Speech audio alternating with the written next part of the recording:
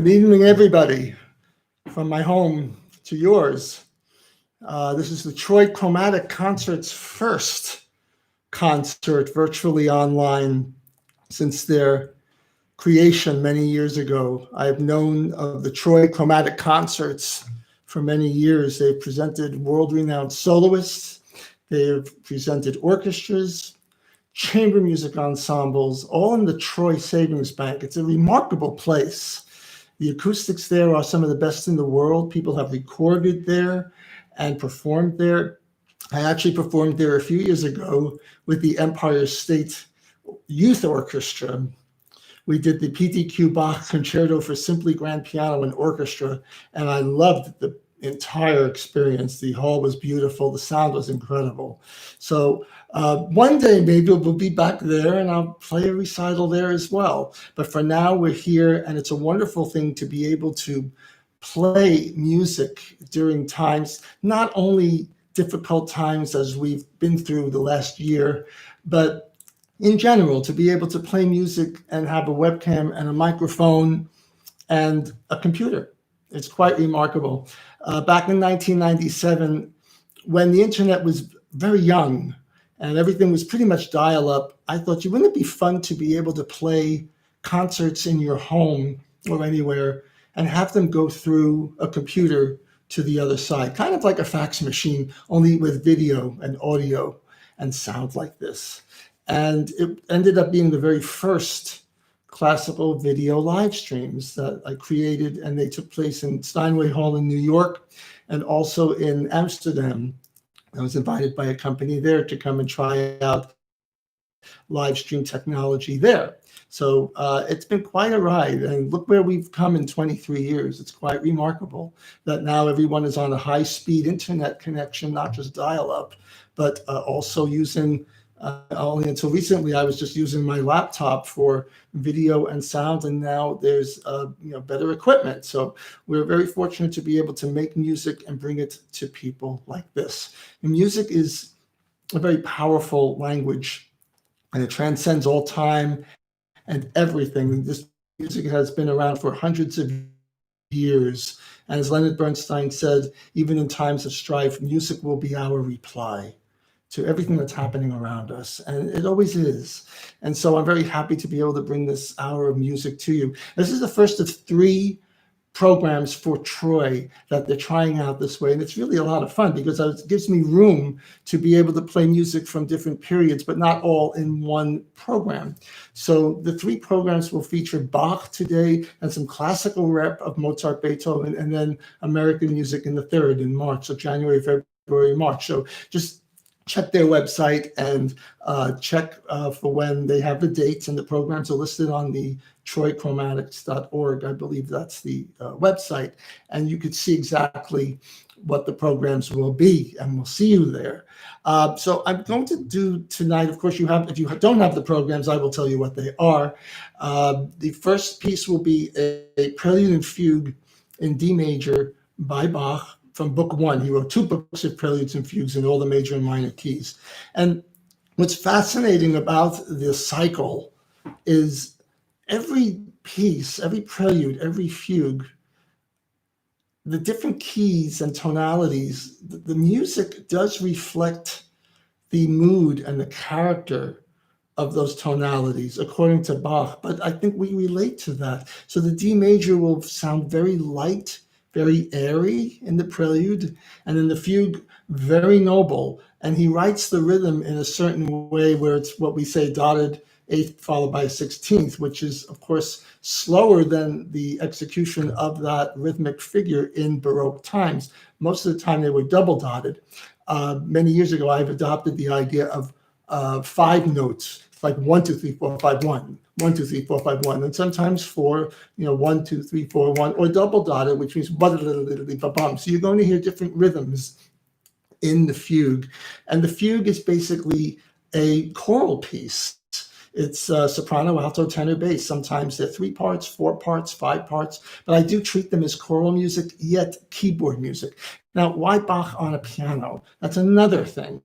Bach did not have this glorious instrument, this beautiful Steinway piano. He had organs, harpsichords, and he did try early keyboard instruments outside of the organ and the harpsichord, yet they evolved into these wonderful instruments. So my thought is, what would Bach do had he come back now and tried out a piano now and see what the capability is? More singing, more legato, detached also. It was a combination of all the instruments that he had at his disposal.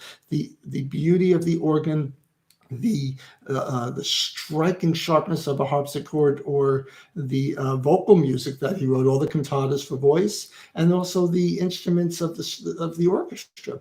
So the piano is quite remarkable, and I tried to make sure it's in the style of the Baroque, yet using the modern instrument to its fullest advantage.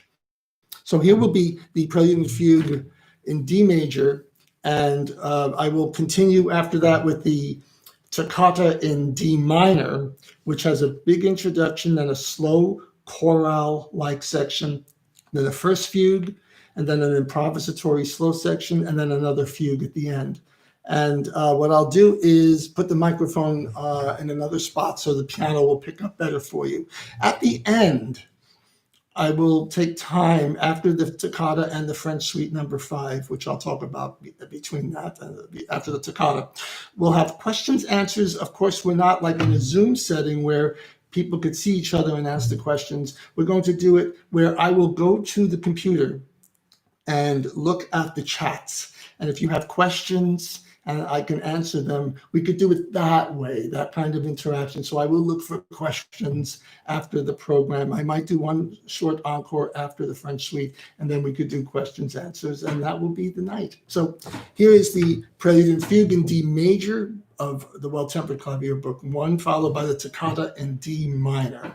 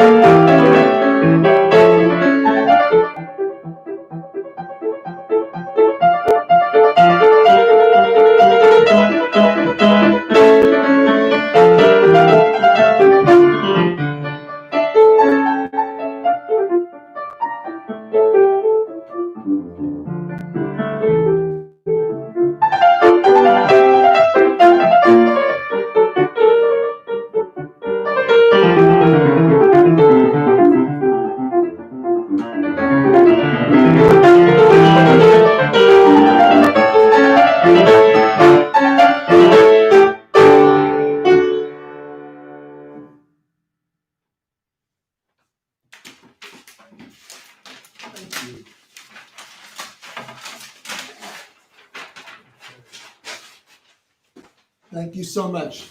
I'm going to regroup.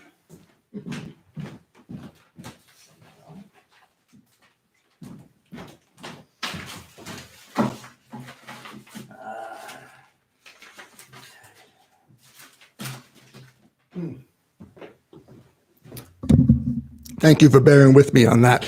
I hope you enjoyed. That's such a wonderful toccata. There's 7 of them. So if I keep coming back, I'll end up playing all 7 at some point. Only one I did not, 2 of them I did not really learn and commit to performance, but the others are done. So the French suite says, English suite says, French suite says, partitas. There's so much music this man wrote. And the French suite number 5 is a piece I learned. I was a young kid. I was about 12. And I just started it before I was 12. I remember it was in the music actually says April 3, 1973. Oh boy. So the first movement is an Allemande, which is basically a flowing dance in 4/time, very flowing, rippling notes. And the second movement is a Courante, which is a French dance in 3/4, very vibrant, rhythmic dance. Third movement is a slower Sarabande, a Spanish dance, which accents leaning more on the second beat. The fourth movement is the Gavotte with a kickoff on the half bar. Yap-bam, that's the Gavotte. Then the Bouree, which is actually, I know that we call it something, it's a quick double time is a Bouree. So it's in 2 and it's kind of quick. The Loure, Loure, is actually a slow Gigue, a slow jig. It's in 6/4 time, but it's like a jig, but it's a slow one. And then, of course, the Gigue or jig is the final movement. Now, there are repeats. And when I was a student, of course, I don't even think I played the repeats because I didn't know what to do with them. And as I got older, I started to realize, well, the repeats are there for a reason. And we'll discuss this in the next concert in February about Mozart, and where sometimes the repeats are written in and sometimes they're not. And when they're not, he improvises. So I thought, well, gosh, we would have improvised a bit if not for the repeats. And if they were written out, Bach would have written out differences.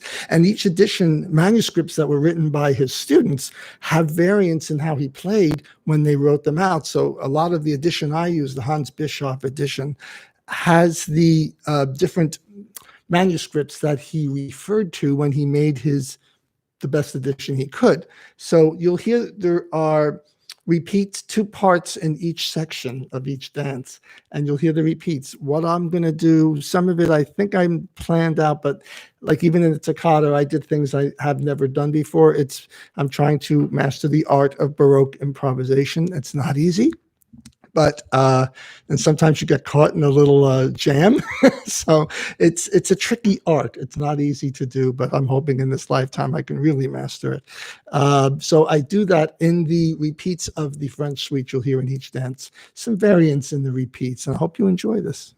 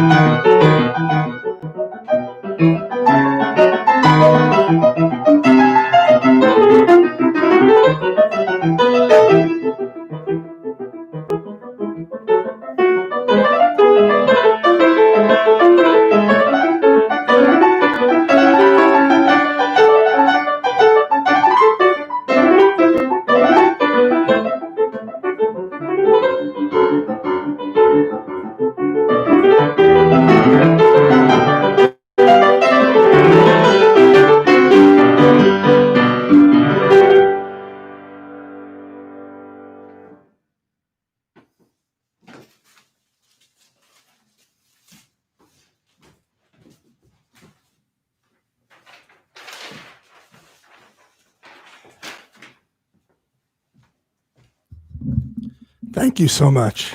I hope you enjoyed that. It's such an adventure to play this piece. Like, you can know a piece for 50 years.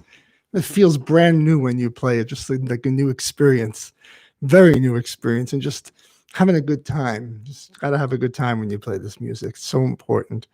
And just to throw caution to the wind. And if you think you feel an ornament a certain way, do it.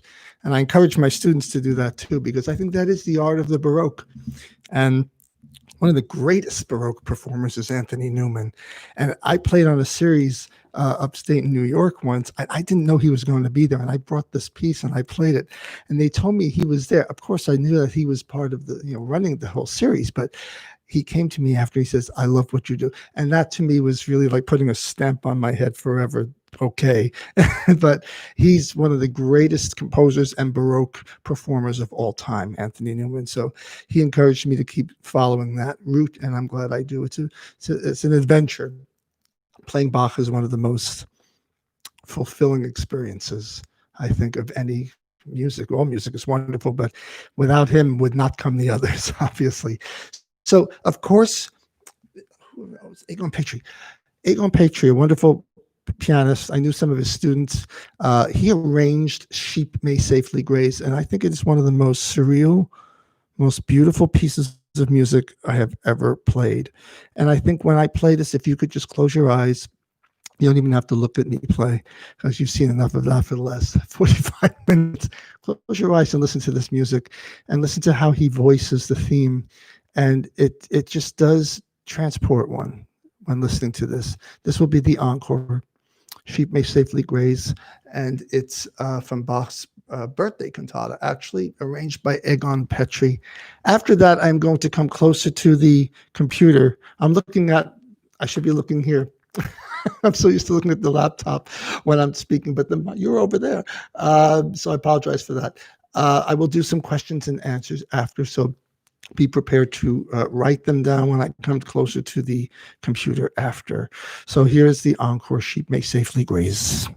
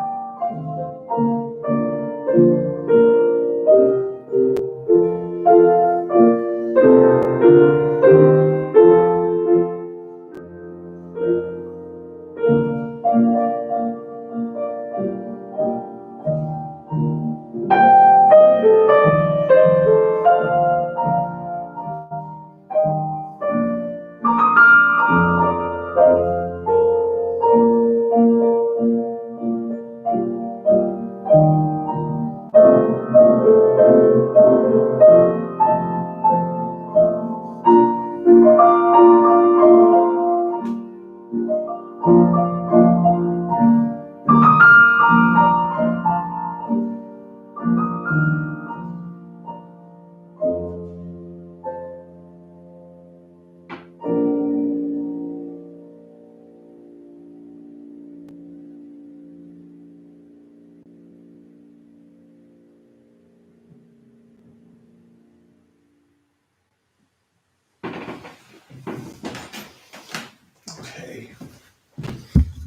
Thank you so much. Let me pull a chair over and get to see everybody.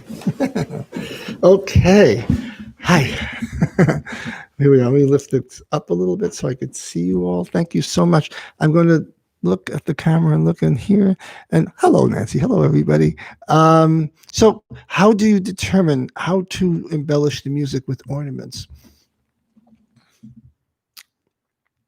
I sing a lot when I practice. So I like to imagine always what it's like to sing these things. To me, the most natural way of playing the piano is the way you sing. And that's why I always tell my students, sing what you see and play what you sing. Because piano is, even with Baroque music, whether you play detached or legato, there's still phrases. And whether it's phrases in Bach or in Mozart or Beethoven or Chopin or Rachmaninoff or new music, I always feel as though the voice has to come through, and it's the most natural way to play. Even though we have spaces between the keys, I feel there needs to be a fluidity, just like our voice has no separation. So I try to recreate that in the hands. The ornaments, I kind of hear them in my head a little bit, or I think after a while what I can do given that note, and to be careful not to do too much of it, but to kind of embellish it so it sounds improvisational. So I hope that's a good answer. Let's see, are there more questions? Feel free to ask questions, but that's a good one about ornamentation. And of course, the piano, as an instrument, Bach did not have. So do you use pedal or don't you use pedal? I use pedal, especially to connect things where I can't with my fingers. So, and I also think the pedal adds a certain quality to the voice of the instrument. And so I think otherwise it's too dry. Sometimes you need it to be dry. Other times I think Bach would like you to bathe in the luxuriousness of the sound. I mean, think of the church organs, how they filled the cathedral. So let's see. Find Carl's question above. Carl, what's your question? Encore. Oh, Peter, hello. Carl, I'm going to have to scroll. Let's see. What you want to ask me again? Carl, ask me again. Let's see. Carl, do you try to duplicate some of the sound of a harpsichord or explore the different sonority of the piano has on the piece? Yes, the harpsichord was the instrument. Look, I've listened to so many, we've been blessed by so many wonderful artists playing Glenn Gould, Andras Schiff, Martha Argerich, Myra Hess. The list goes on and on. I think in the end, you could listen to everything and then you have to just come back home and you have to think about what you're doing. Do I think of the harpsichord? Of course I think of the harpsichord, but a piano can't sound like one because we're not plucking strings. Hammers are made of felt hitting the strings.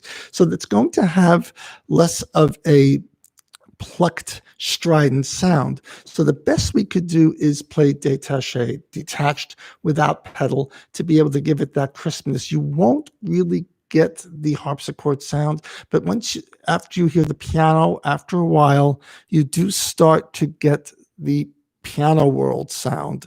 You don't think about the harpsichord anymore. You can't because you're hearing the piano. So I do articulate. My teacher was wonderful with this music, Adele Marcus. She taught Bach so well, but she would say, you have to point your fingers to get the resonance and to get the bite if you need it. She taught Prokofiev's music the same way. And other times, if you're playing a fugue or you're playing a lyrical section of Bach, more fluid. So I don't really treat the piano differently playing Bach than I would playing Prokofiev or Chopin or Mozart. It's just the ornamentation or the voice leading, what to bring out, and the range of dynamics. So that's kind of what I do. I hope that answers the question. Did Bach improvise too? Chris asks. Oh, I'm sure he did, because every edition that we have, there are different notes in there. So he would play them, his students would write them, there are differences in there. I'm sure he improvised. I would imagine. Let's see if there are more questions. I'm going to scroll back down now, because I did find Carl's question. Thank you. That was a really nice question. And let's see. Anybody else have any? Let's see. Julia, you sing. Yeah, it's important. I love singing to practice. As you speak about Bach, how does Bach influence other composers' pieces in your performances? I think Bach inspired other composers, basically. When I'm playing Chopin, or sometimes the ornamentation in Chopin is Baroque. There are a lot of ornaments and trills, which is interesting. It's florid. Schumann and Brahms and Liszt don't do that as much. Chopin has a lot of Baroque ornamentation in his music, as does Beethoven. And Beethoven did a lot of Baroque writing. His Moonlight Sonata said you could play it on the harpsichord too. That was his instruction. But Beethoven has recitatives and fugues, and he would be kind of where Bach left off. He really did take off there and use the modern pianos.